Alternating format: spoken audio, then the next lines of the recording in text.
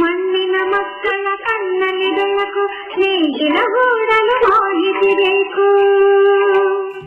ಕೇಳಿ, ಶಿವಮೊಗ್ಗದ ಇರುವಕ್ಕಿ ಮತ್ತು ನವಿಲೆಯ ಕೆಳದಿ ಶಿವಪ್ಪನಾಯಕ ಕೃಷಿ ಮತ್ತು ತೋಟಗಾರಿಕೆ ವಿಜ್ಞಾನಗಳ ವಿಶ್ವವಿದ್ಯಾಲಯ ಇವರ ಪ್ರಾಯೋಜಿತ ಕಾರ್ಯಕ್ರಮ UAHS ನೇಗಿಲ ಮಿಡಿತ.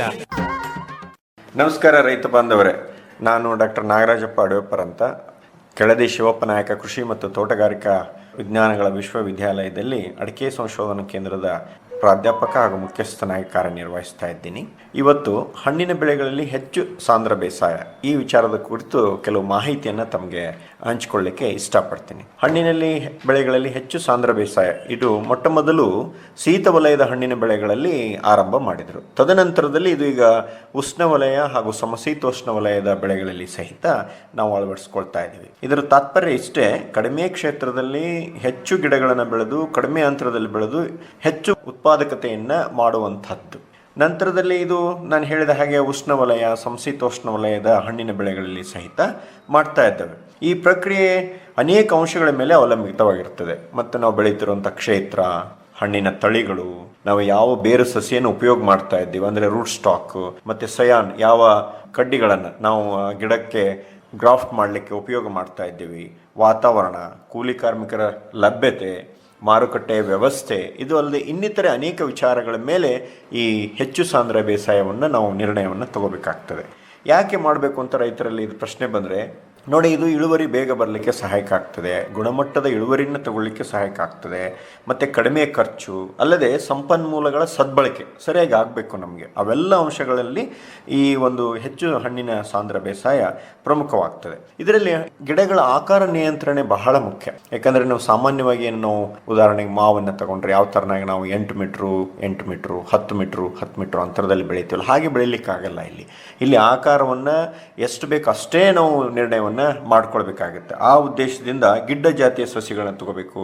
ಮತ್ತು ಆಕಾರ ಕೊಡುವಿಕೆ, ಸೌರುವಿಕೆ, ಟ್ರೈನಿಂಗ್ ಆ್ಯಂಡ್ ಪ್ರೂನಿಂಗ್ ಅಂತೇಳಿ ಅದು ಸಮರ್ಪಕವಾಗಿ ಆಗಿರಬೇಕು. ಮತ್ತು ಸಸ್ಯ ಪ್ರಚೋದಕಗಳ ಬೆಳವಣಿಗೆ ನಿಯಂತ್ರಿಸುವಂಥ ಸಸ್ಯ ಪ್ರಚೋದಕಗಳನ್ನು ತೆಗೆದುಕೊಂಡು ಬೆಳವಣಿಗೆಯನ್ನು ನಿಯಂತ್ರಣ ಮಾಡಿಕೊಳ್ಳಿಕ್ಕೆ ನಾವೆಲ್ಲ ವ್ಯವಸ್ಥೆಯನ್ನು ಮಾಡಿಕೊಂಡಿರಬೇಕು. ಇನ್ನು ರೈತ ಬಾಂಧವರು ಕೇಳ್ತಾರೆ, ಯಾವ್ಯಾವ ಹಣ್ಣುಗಳಲ್ಲಿ ಇದನ್ನು ಮಾಡ್ಬೋದು, ಎಲ್ಲ ಹಣ್ಣುಗಳಲ್ಲಿ ಮಾಡ್ಬೋದಾ? ಇಲ್ಲ, ಎಲ್ಲ ಹಣ್ಣುಗಳಲ್ಲಿ ಇದನ್ನು ಹಣ್ಣಿನ ಬೆಳೆಗಳಲ್ಲಿ ಮಾಡಲಿಕ್ಕೆ ಸಾಧ್ಯತೆ ಇಲ್ಲ.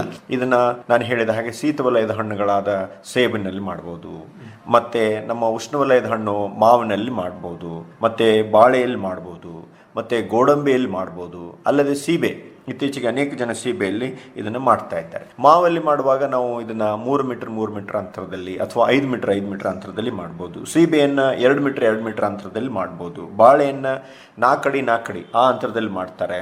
ಮತ್ತು ಗೋಡಂಬಿಯನ್ನು 3 ಮೀಟರ್ 3 ಮೀಟ್ರು ಅಥವಾ 5 ಮೀಟರ್ 5 ಮೀಟರ್ ಅಂತರದಲ್ಲಿ ನಾವು ಮಾಡಬೇಕಾಗ್ತದೆ.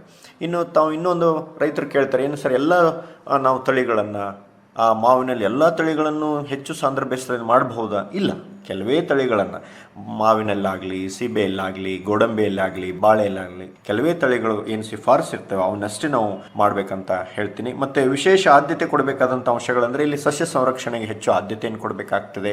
ಸರಿಯಾದ ಸಮಯ ಕೊಯ್ಲು ಮತ್ತು ಮಾರಾಟ, ಸಂಸ್ಕರಣೆ ಅದಕ್ಕೆ ಹೆಚ್ಚು ಆದ್ಯತೆಯನ್ನು ಕೊಡಬೇಕಾಗ್ತದೆ. ಮತ್ತು ಇನ್ನೊಂದಪ್ಪ ಅಂದರೆ ಸಸ್ಯ ಪ್ರಚೋದಕಗಳ ಬಳಕೆ, ಅವಕ್ಕೆ ಈ 3 ಅಂಶಗಳಿಗೆ ನಾವು ವಿಶೇಷವಾದಂಥ ಆದ್ಯತೆಯನ್ನು ಕೊಡಬೇಕಂತ ಈ ಮೂಲಕ ನಾನು ತಿಳಿಸ್ತೇನೆ. ಮತ್ತು ಹೆಚ್ಚಿನ ಮಾಹಿತಿ ಬೇಕಾದಲ್ಲಿ ರೈತ ಬಾಂಧವರು ನನ್ನ ಸಂಪರ್ಕಿಸಬೇಕಾದಂಥ ಮೊಬೈಲ್ ಸಂಖ್ಯೆ 9552500742. ಎಲ್ಲರಿಗೂ ಧನ್ಯವಾದಗಳು.